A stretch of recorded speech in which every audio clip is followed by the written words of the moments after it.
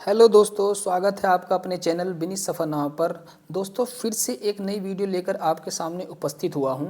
इस वीडियो में हम जानकारी लेंगे रेलवे ग्रुप डी के फिजिक्स स्ट्रैटेजी की कि फिजिक्स हम किस तरीके से पढ़ सकते हैं और कहां से हम फिजिक्स पढ़ सकते हैं, क्या क्या टॉपिक्स हमको पढ़ने होंगे जिससे कि हमारी सफलता नज़दीक पहुंची जा सके। ठीक है दोस्त, तो इस वीडियो में पूरी जानकारी आपको देने वाला हूं। चैनल को सब्सक्राइब कर लीजिए, यदि आप नए हैं तो वीडियो को लाइक कीजिए, शेयर कीजिएगा, क्योंकि आपको बहुत ही ज़्यादा मदद इस वीडियो से मिलने वाली है और आगे भी आपको इस तरीके की वीडियो मिलती रहेंगी। इसलिए चैनल को सब्सक्राइब जरूर कर लीजिए दोस्त। हम बात करने वाले हैं फिजिक्स स्ट्रैटेजी की। वीडियो को दोस्त शुरू करते हैं। सबसे पहले बात कर लेते हैं दोस्त लाइट की, कि लाइट में आपसे क्या क्या पूछ सकता है। लाइट के अंदर बहुत सारे टॉपिक दिए गए हैं फिजिक्स के अंदर, 9th और 10th में दोनों में ही दिए गए हैं। सबसे पहले आप ये जान लीजिए कि एनसीईआरटी की 9th और 10th को हमें बहुत अच्छे से पढ़ना है फिजिक्स को। उसी में से क्वेश्चन पूछे जाते हैं डिटेल्स में। अब क्वेश्चन ग्रुप डी में पूछने लगा है। सबसे पहले बात करते हैं आपसे रिफ्लेक्शन और रिफ्रैक्शन की। क्या होता है अपवर्तनांक को परावर्तन, आपने ये सब चीज़ें पढ़ी होंगी। यहीं से एक क्वेश्चन पूछ लेगा कि अपवर्तनांक वाले में और परावर्तन, अपवर्तन, ये सब चीज़ें पूछता है दोस्त। कि पेंसिल ऐसे रखी हुई है, यदि सघन से विरल में जा रही है तो कैसी दिखाई देगी, विरल से सघन में जा रही है तो कैसी दिखाई देगी। ये टॉपिक्स आपको पढ़ना ही पढ़ना है। ठीक है, दूसरे नंबर पर बात कर लेते हैं दोस्तों मिरर की। मिरर क्या, आपने देखा होगा दर्पण। दर्पण ये बहुत ही इंपॉर्टेंट टॉपिक है एक लाइट का। आपको पढ़ना है कि अवतल दर्पण है जैसे उत्तल दर्पण है, उनके बारे में आपको डिटेल्स में सब चीज़ें पढ़नी है। ठीक है, दर्पण से जैसे कि आपने क्वेश्चन पढ़े होंगे कि वस्तु को इस लेंस के सामने कहाँ पर रखें कि प्रतिबिंब कहाँ पर बनेगा, छोटा, आभासी, सीधा, काल्पनिक, ये सब चीज़ें पढ़ी होंगी और आपको ये बहुत अच्छे से पढ़ के जाना है। यहाँ से क्वेश्चन पूछा जाता है, इसलिए मिरर को पूरा डिटेल्स में इस तरीके से पढ़ना है कि प्रतिबिंब कैसा बनेगा, आभासी, छोटा, सीधा, ये सब चीज़ें पूछता है। उसके बाद बात कर लेते हैं दोस्त आइस की। आइस को मैंने इसमें लिया है कि आइस के बारे में आपको पूरी डिटेल्स पढ़नी है। जैसे कि आपने पढ़ा होगा कि कहाँ पर हम किस तरीके से प्रतिबिंब रखें कि रेटिना के बाद प्रतिबिंब बनता है, रेटिना से पहले बनता है, ये सब चीज़ें पूछी जाती है ना दोस्त। कॉर्निया वगैरह के बारे में पूछ लेता है, तो आइस से आपसे क्वेश्चन पूछेगा और आता भी है इसका क्वेश्चन। आइस को आपको बहुत ही डिटेल में पढ़ना है। 9th या 10th की एनसीईआरटी में आपको ये टॉपिक्स दिया गया है। ठीक, इमेजिनेशन वही मैंने बताया कि मान लो कोई दर्पण है ना, दर्पण को यहाँ पर कोई वस्तु है, कहाँ पर रखे कि प्रतिबिंब कैसा बनेगा, दर्पण के पीछे बनेगा या आगे बनेगा, सीधा, आभासी, छोटा, इस तरीके से पूरे डिटेल्स में क्वेश्चन अब की बार ग्रुप डी में पूछे गए थे, अब की बार भी पूछे जाएंगे। और बहुत बच्चे यहाँ पर कंफ्यूज होते हैं। अच्छे से दोस्तों इस चैप्टर में इमेजिनेशन वाला जो आपको अच्छे से मजबूत कर लेना है, जो आपको आगे सिलेक्शन की तरफ धीरे धीरे बढ़ाएगा। ऑल फार्मूलाज मैंने बताए थे। जैसे कि मैं बता दूं जो फॉर्मूले होते हैं यहाँ पर, जैसे कि आपने पढ़े होंगे 1/f बराबर 1/v, ठीक है, प्लस 1/u, ये वाला पढ़ा है ना। इस पर फॉर्मूले पे न्यूमेरिकल भी आता है और ये फॉर्मूला हमको पता होना चाहिए। फोकस दूरी, वस्तु की दूरी और प्रतिबिंब की दूरी, ये सब चीज़ें जो इसमें आती हैं, पूरा फॉर्मूला रट के जाना है इस चैप्टर पर। अच्छे से आपको इसके न्यूमेरिकल लगाने हैं। यहाँ से 2 से 3 क्वेश्चन आपसे पूछे जाते हैं हर पेपर में। आपसे 2 से 3 क्वेश्चन फिजिक्स के अंदर इसी चैप्टर से पूछेगा। आगे बात कर लेते हैं ग्रेविटेशन की, यानी कि गुरुत्वाकर्षण की। यहाँ से क्या पूछ लेगा आपसे, जैसे कि वैल्यू पूछ सकता है ना, कि स्मॉल जी का मान कितना होता है, कैपिटल जी का मान कितना होता है, और फॉर्मूला पूछ सकता है। जैसे अगर बराबर mg आपने पढ़ा होगा, या जो भी फॉर्मूले हैं गुरुत्वाकर्षण के आपने पढ़े होंगे, वो अच्छे से पढ़ के जाने हैं। ठीक है, इनकी वैल्यू पुटिंग पूछ सकता है, इनका मान कितना होता है, मात्रक कितना होता है। मात्रक तो बहुत ही ज़्यादा पूछता है, लगभग सभी यूनिट के मात्रक आपको पता होने चाहिए। न्यूमेरिकल इस पर पूछ सकता है, छोटा क्वेश्चन पूछता है। F बराबर G m1 m2/r² पर आपसे क्वेश्चन पूछे जा सकते हैं। तो ग्रेविटेशन चैप्टर को आपको अच्छे से पढ़ के जाना है। न्यूटन के जो गुरुत्वाकर्षण के नियम थे सब आपको अच्छे से पढ़ लेने हैं। आगे बात कर लेते हैं दोस्तों लेंस की। यहाँ से क्वेश्चन आना ही आना है, ये सोच लीजिए कि लेंस से क्वेश्चन आता ही है। फॉर्मूला, सबसे पहले आपको फॉर्मूले को कवर करना है। मैंने बहुत अच्छे से बनाया हुआ है कहाँ से क्या कवर करना है। लेंस में आपका फॉर्मूला आपने पढ़ा होगा 1/f बराबर 1/v माइनस 1/u होता है ना दोस्त। इस पर आता ही आता है, एक प्रश्न आएगा कैसा प्रतिबिंब बनेगा, काल्पनिक, वास्तविक, छोटा, ये सब चीज़ें यहाँ से पूछता है। टाइप्स ऑफ लेंसेज पूछता है कि लेंस कितने प्रकार के होते हैं, आपने देखे होंगे, उत्तल लेंस, अवतल लेंस, द्विफोक्सी लेंस, ये सब चीज़ें आपसे पूछ सकता है। आगे लेंस की क्षमता के ऊपर आपसे क्वेश्चन पूछ सकता है, P बराबर 1/f, यहाँ से आता है लेंस की क्षमता P बराबर 1/f और F बराबर आपका क्या होता है R/2, है ना, वक्र त्रिज्या बटे 2। ये सब चीज़ें आपसे पूछी जाती हैं दोस्त। और न्यूमेरिकल तो इसका बहुत ही इंपॉर्टेंट है, न्यूमेरिकल बना के जाना है, लेंस में से क्वेश्चन आता ही आता है न्यूमेरिकल का। तो ये सब चीज़ें लेंस के अंदर आपको कवर करनी है, फॉर्मूलाज, लेंस कितने प्रकार के होते हैं, है ना, और न्यूमेरिकल, और इस पर न्यूमेरिकल लेंस की क्षमता पर यहाँ से क्वेश्चन पूछा ही जाएगा, 1 नंबर आपका पक्का है यहाँ से।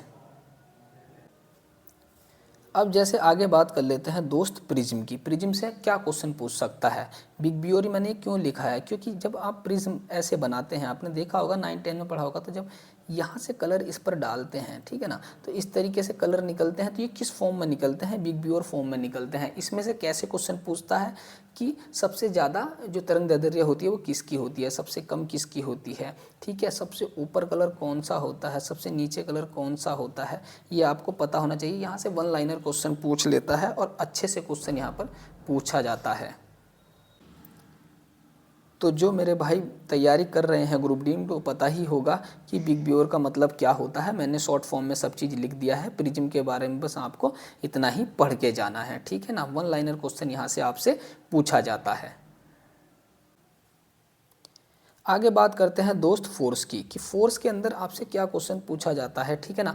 बल के अंदर आपसे क्या क्या चीज़ें पूछ सकता है, जैसे कि न्यूमेरिकल इस पर पूछा जा सकता है आपसे कि न्यूमेरिकल F बराबर mg पे पूछ लेगा या F बराबर ma पे आपसे क्वेश्चन पूछ लेगा। जैसे कि न्यूटन सेकंड लॉ, आपने पढ़ा होगा गति का जो न्यूटन का द्वितीय नियम होता है F बराबर ma, आपने पढ़ा भी होगा, बहुत इंपॉर्टेंट है। न्यूटन के तीनों लॉ बहुत इंपॉर्टेंट है, पहला, दूसरा, तीसरा जो नियम आता है, क्रिया प्रतिक्रिया का नियम तीसरे नंबर पर जो आता है वो बहुत ही ज़्यादा इंपॉर्टेंट है। तो फोर्स से आपसे क्या पूछ सकता है, मात्रक पूछ सकता है ना, न्यूमेरिकल यहाँ से पूछ सकता है और इसका फॉर्मूला सीधा सीधा पूछ लेता है। इसकी बीमा भी पूछ सकता है और न्यूटन सेकंड लॉ पूछ सकता है आपको कि क्या होता है। उसके बाद आ जाता है आपका मोशन यानी कि गति। गति के तीनों नियम आपको पता ही है, न्यूटन का पहला नियम है ना, दूसरा और तीसरा नियम, न्यूटन के 3 नियम थे, ठीक है।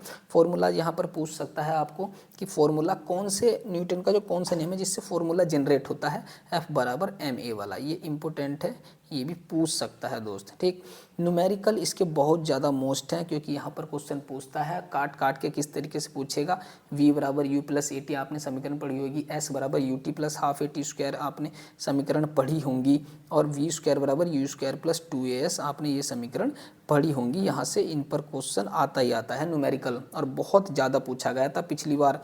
इन तीनों समीकरण पर न्यूमेरिकल भर भर के पूछे हैं एग्जामिनर ने पिछली बार रेलवे ग्रुप डी में, ठीक है दोस्त। तो इनके जो ये न्यूमेरिकल वाली जो समीकरण है गति की, ये तीनों बहुत ही इंपॉर्टेंट है, इस पर न्यूमेरिकल आएगा ही आएगा, बहुत अच्छे से प्रैक्टिस करके जानी है इन समीकरणों पर।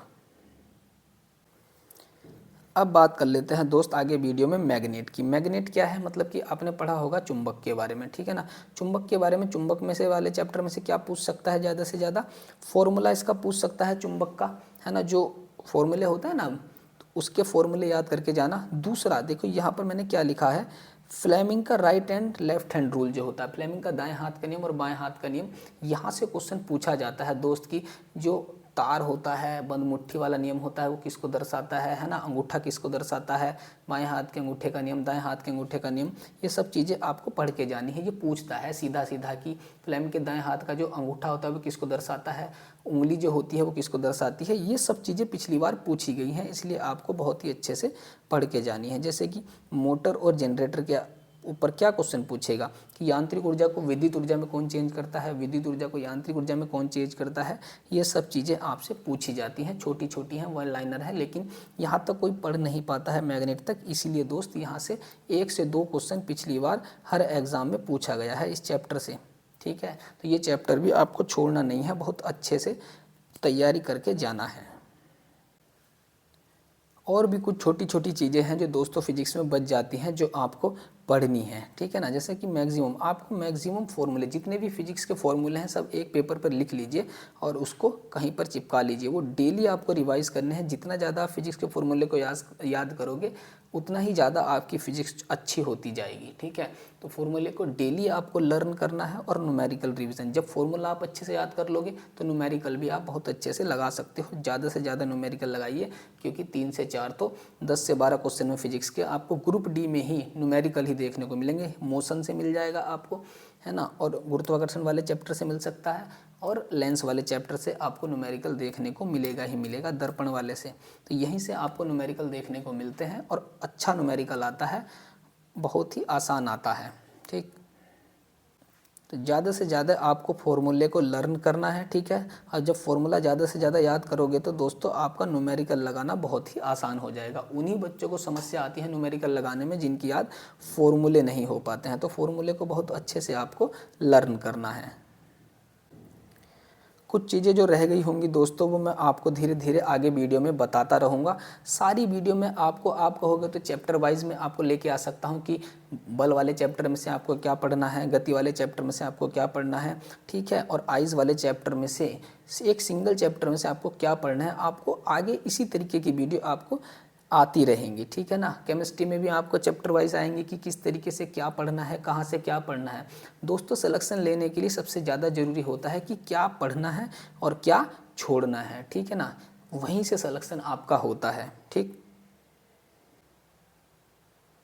ठीक है दोस्तों, आगे भी आपको इस तरीके की वीडियो आती रहेंगी कि किस तरीके से आपको स्ट्रेटजी अपनानी है फिजिक्स की, केमिस्ट्री की, बायोलॉजी की। साइंस में दोस्तों आपको क्या पढ़ना है, क्या छोड़ना है, ये ज़रूरी पता होना चाहिए, नहीं तो आप सिलेक्शन से बहुत दूर जा सकते हैं। क्योंकि साइंस में कितना आप जान ही सकते हैं कि बहुत ज़्यादा मटेरियल साइंस में है। क्या पढ़ना है आपको, ओनली NCERT कवर करनी है दोस्त, कुछ भी नहीं आपको कवर करना है, ओनली NCERT को पढ़ते जाना है बस, ठीक है।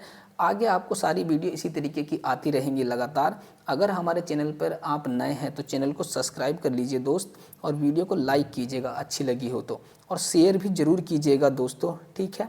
ये वीडियो सारी जानकारी जो इस वीडियो में आपको मिली है एकदम बहुत अच्छे से मैंने सोच समझ के बनाई है, क्योंकि मैंने भी इसी तरीके से एग्ज़ाम को निकाला था, ग्रुप डी के भी, टेक्नीशियन के भी और NTPC के एग्ज़ाम के भी, ठीक है फ्रेंड्स।